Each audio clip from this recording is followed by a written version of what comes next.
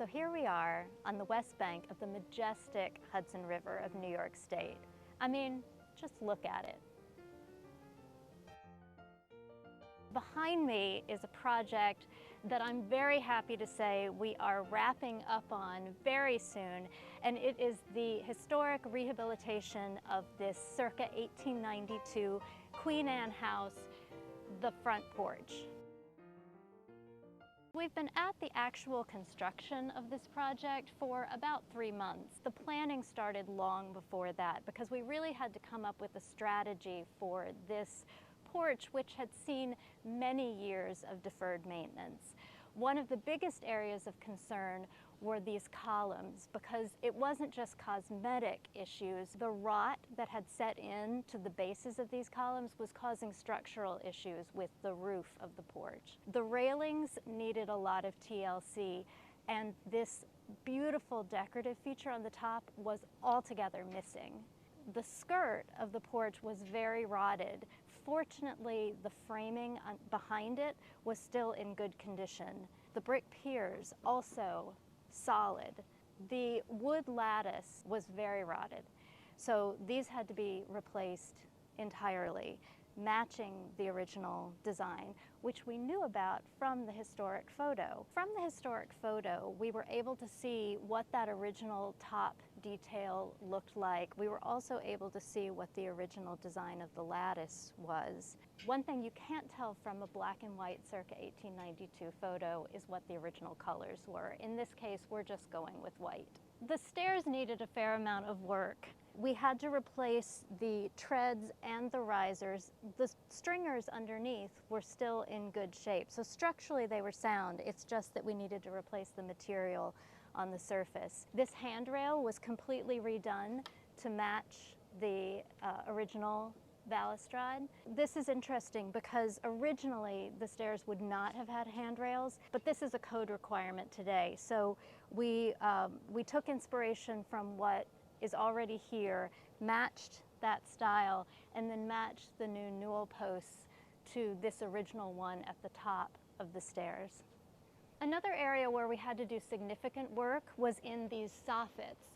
So originally this porch would have had built-in gutters, but those gutters have been covered over by the relatively new asphalt roof. There was significant rot in the soffits, but you see these beautiful exposed rafter tails. Those are structurally part of the roof framing, but when they extend out into the eave, you see that they've got that decorative profile on the ends.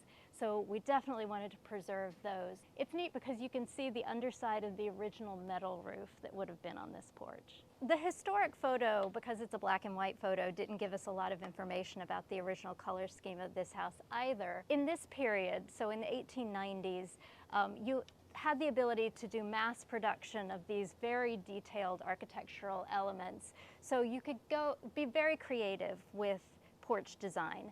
And you could also be very creative with color. And so you see in some historic restorations where you've got very exuberant combinations of color. And that is something that is totally appropriate for a house like this. And in fact, we played with different combinations. Nothing seemed quite right with the existing white vinyl siding, which in a later phase, the homeowners will consider the possibility of removing that, because 9 times out of 10, the original siding is underneath the vinyl, so that would be really exciting to bring that back into the picture as well. So the Queen Anne style was very popular at the end of the 19th century, and there were a lot of reasons for that. I mean, first of all, there was balloon framing, which allowed houses to be built in many different configurations. So you start to see, instead of just sort of a square box, you would have houses that had wings and projections, like these bay windows and turrets and all kinds. So it's that idea of the picturesque, and that a house could have rhythm and be dynamic. And there was this connection between indoors and outdoors. And what goes along with that? A wraparound porch. So here you see this porch dramatically increases the livable space of this house. So you've got the front door there, it wraps all the way around to the side of the house. And of course it commands this amazing view of the Hudson River. And this is just going to be a wonderful space for this family to spend time.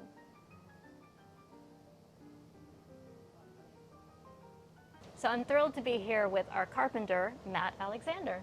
Hi, I'm Matt Alexander from Old Home Restorations, and I've been working on old porches since 2005.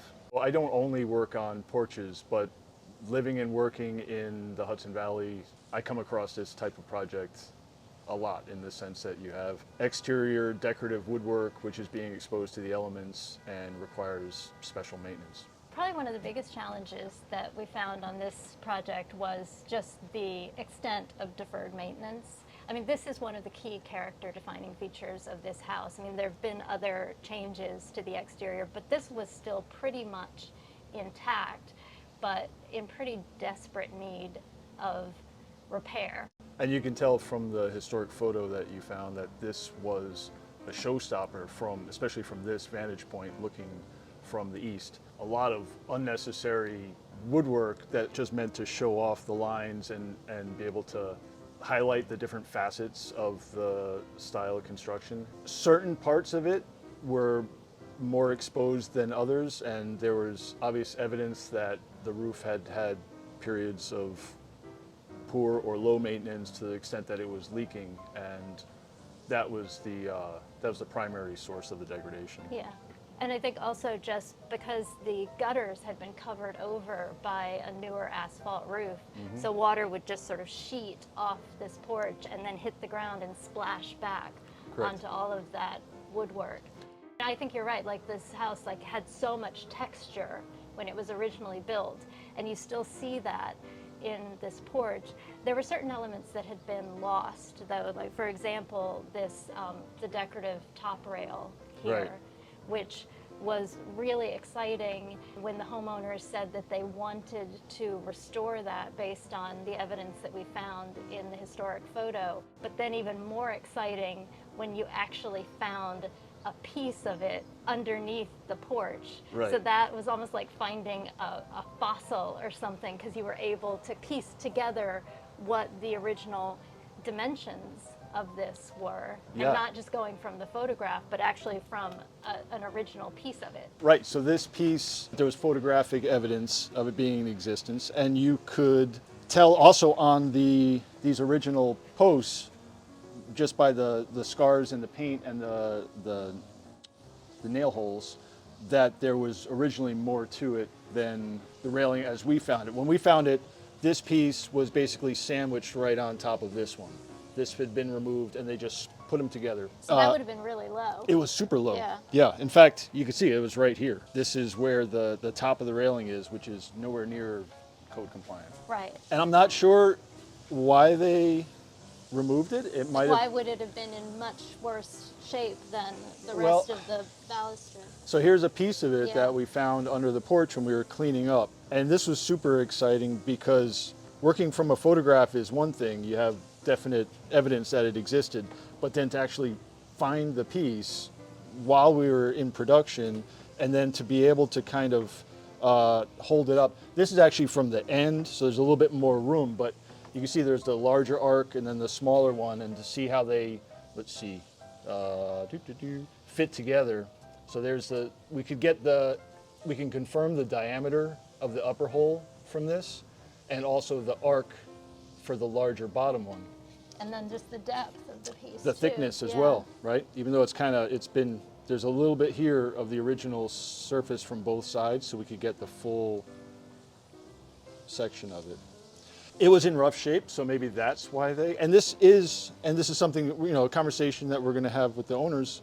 It's an additional maintenance concern, because now you have this flat wooden surface, so when it snows and such, moisture is going to accumulate here. So with the painter and with subsequent work, we're going to have to really detail this joint. Even though it's not end grain, still water can get trapped in here, and that may have been what led to the removal. So it's sort of like the column bases. This base here probably got absorbed water and then got loose, and then the whole thing would have Yeah. become unstable.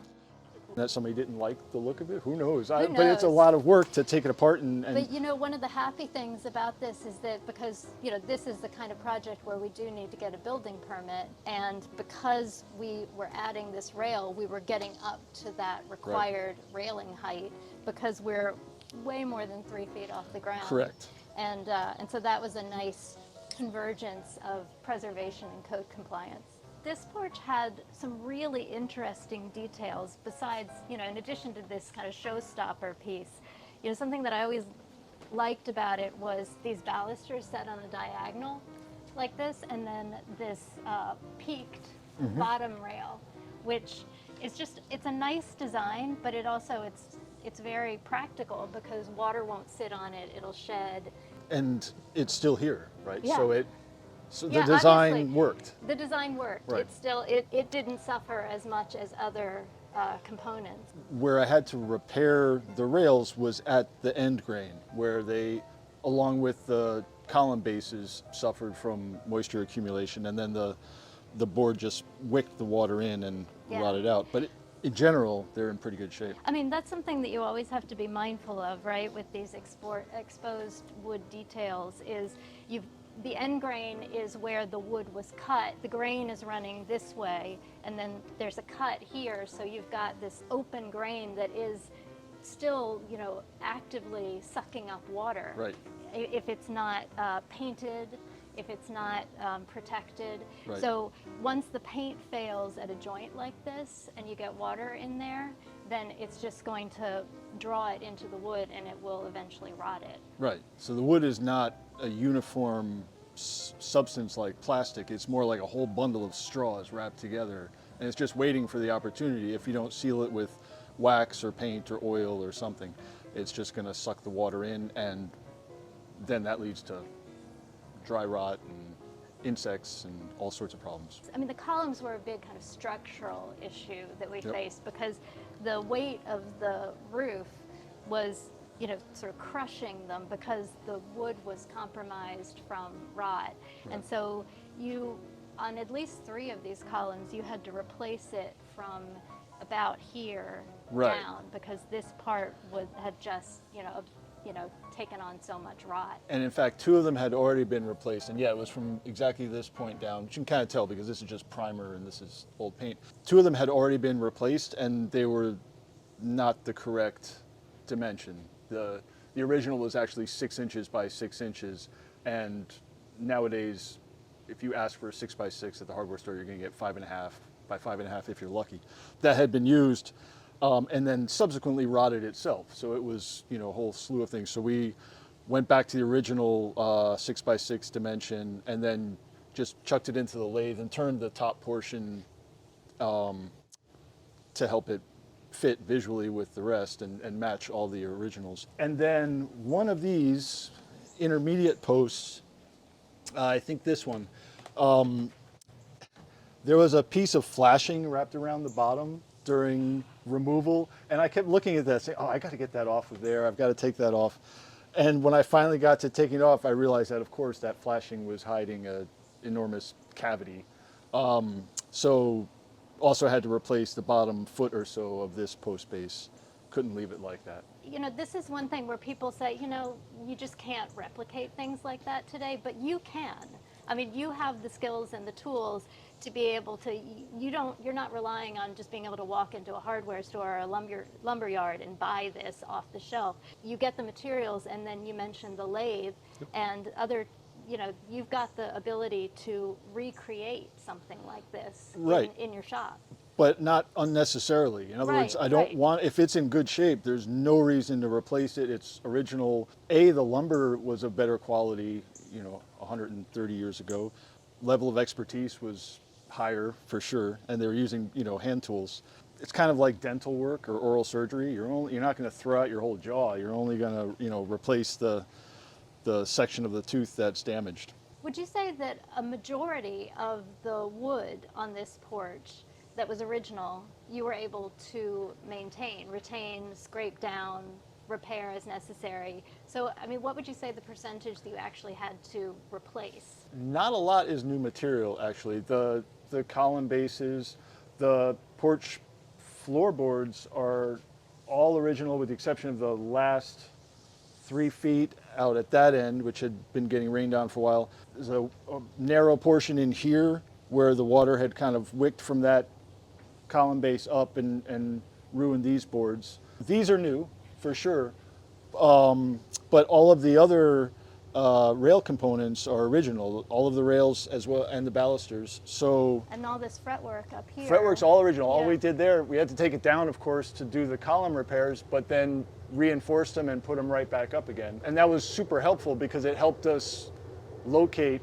where the post needed to be, right at the top. And the stairs, you had to replace the surface materials on them. The railings, the 2 bottom newel posts,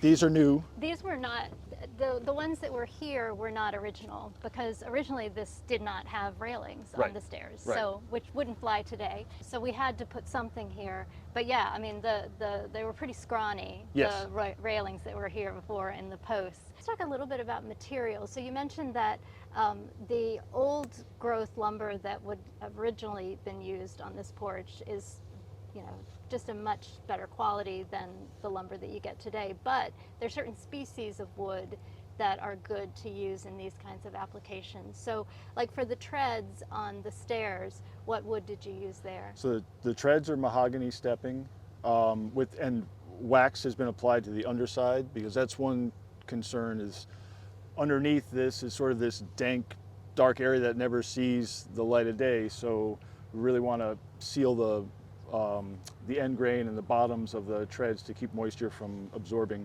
For the rail components and the newel posts, we opted for tropical hardwood species, also mahogany batu for the 6x6 newel posts because that was available at the sawmill in that dimension.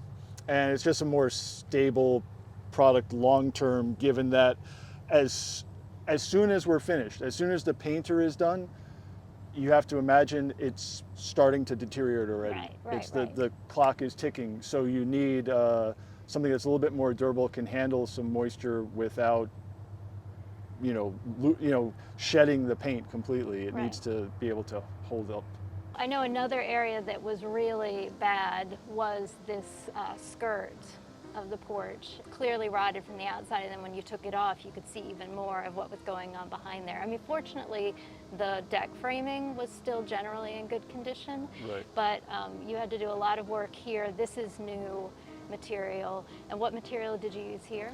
It's a treated trim board. It's called solid gold. It's wood. It's not plastic or something, but it's been pre-treated and then primed, and then it stays stable for a lot longer than if we had just taken normal lumber. It's not finger jointed. It's solid. The thing about the design is, so if water gets here, it's going to kind of cascade off here, but if water does get on this surface, you've put this little bead down here, so that'll prevent the water from kind of hanging onto this board. Right, and the bead was the original detail as well, and then if you feel behind, there's a lip, so it can't work its way in. And the framing behind here, the rim joist, if you will, was pretty badly deteriorated at the 2 ends. So kind of going back to our dental analogy, that was just sort of we removed a section. The entire 12-foot board wasn't the problem. It was only 2 or 3 feet and not all the way through. So it was just a question of removing the rotten stuff, treating for dry rot fungus and insects, and then epoxy welding a new piece of lumber of similar grain structure back on before we put the skirt on. And as far as the treatment for the decking, this is Douglas fir. Yeah, right? it's fir decking. So yep. fir is a nice dense wood for these kind of exterior. You see it a lot. You do see it a lot. Yeah, Yep. yeah. Yep. But what did you put on here to make it so that it would be more durable? So actually, the first thing we did was painted on just a homemade iron acetate blend, just to prematurely weather and bring the sort of salmon orange color back down a bit and make the grain more visible. And then we used a tinted paraffin to mimic the finish on the ceiling. That was the target, at least, and without being glossy. So it's a penetrating oil. And I think when there have been 2 coats now, and when all is said and done, when the painters have moved on, probably makes sense before we bring the furniture out to just do 1 more coat, sort of lock it in, and then pronounce it ready for traffic. So the lattice was probably the most obvious area where these were just like half gone. Like it was like some creature had taken big bites out of them. Yeah.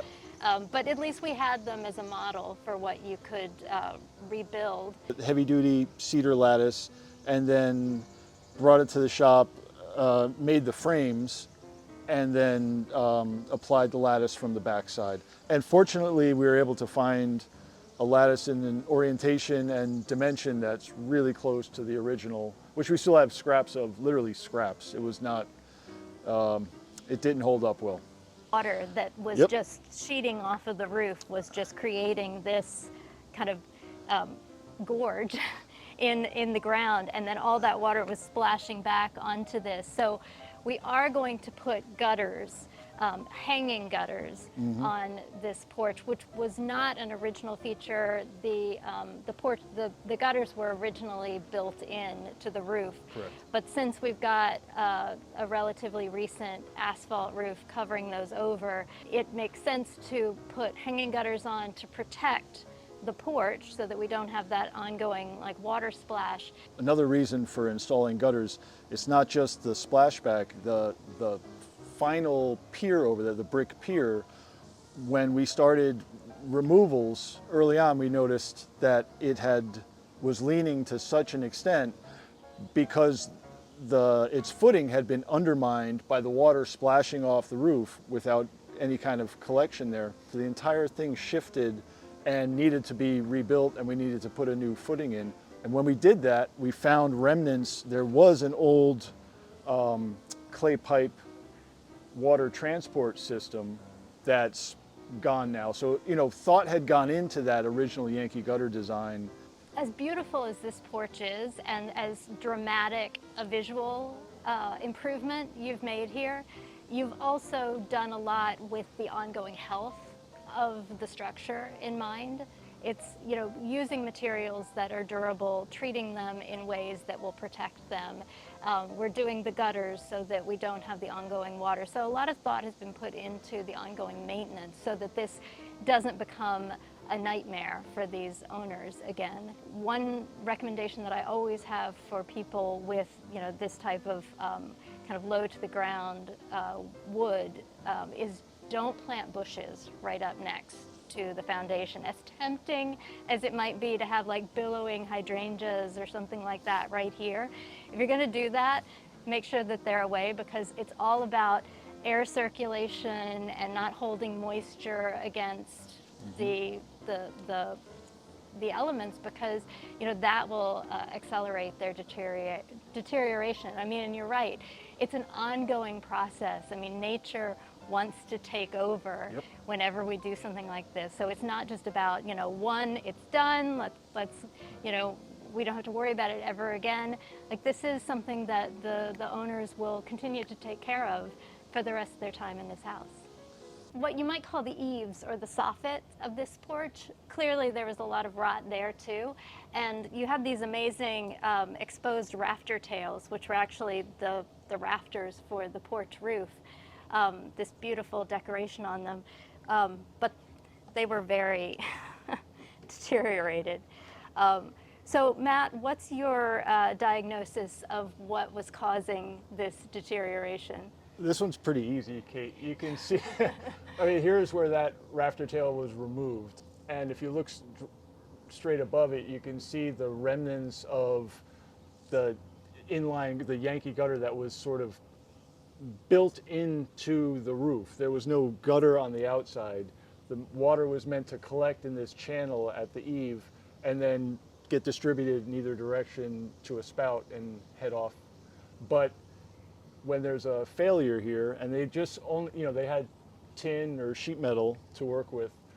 Once a failure started, there was no stopping it, and the water made its way through the soffit material to the top side of the original rafter tail, created a cavity, and that was a really nice place for bugs to move in, and they opened it up and made it structurally unsound. So I hear Yankee gutter, I hear box gutter, integrated gutter, built-in gutter. Are they all basically the same thing, and what are they? It's the same idea. The point was to collect the water and get rid of it without having an obstructive feature on the outside that would hide the decorative work. So sometimes you see it kind of built into the cornice of a house, but in here with the Queen Anne style, it's just sort of part of the roof, and then your eye is distracted by these rafter tails that are, basically forming the cornice. Right, and if you imagine, if you're putting a gutter now on the outside, it's adding an element. It's adding, it's also hiding some of the original features.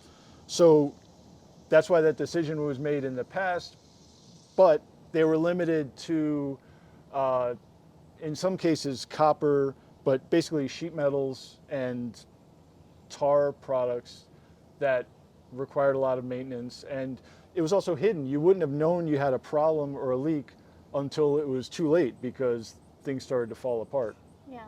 So it's a problem, and you can see why a lot of homeowners have chosen to just roof right over them, but that creates other problems as well. Yeah, because then it's the rot is still happening inside, and you won't see it until there is a either a visible or a structural failure. Correct. Yeah. Thank you, train. How many trains come by every day? A lot. You've got the freight trains on this side, and there's a depot down there. So sometimes they stop and they couple and decouple and slam together, and then you've got the train on the other side too, which is the Amtrak, the Metro North line heading down to the city. Yeah. So it's the ongoing life of the river. Absolutely, and Yeah. you can see this house from the other side. I took the train down to the city a couple months ago, and I highly recommend next time you go down to the city, just Pay keep an eye on the attention, window yeah. because it looks great, and it looks a lot closer than you'd think. That other side looks like it's really far away, but this house looks big when you're on the train on the other side. Wow. It's cool. Thank you so much for watching. Make sure to subscribe to my YouTube channel, and I'll see you next time.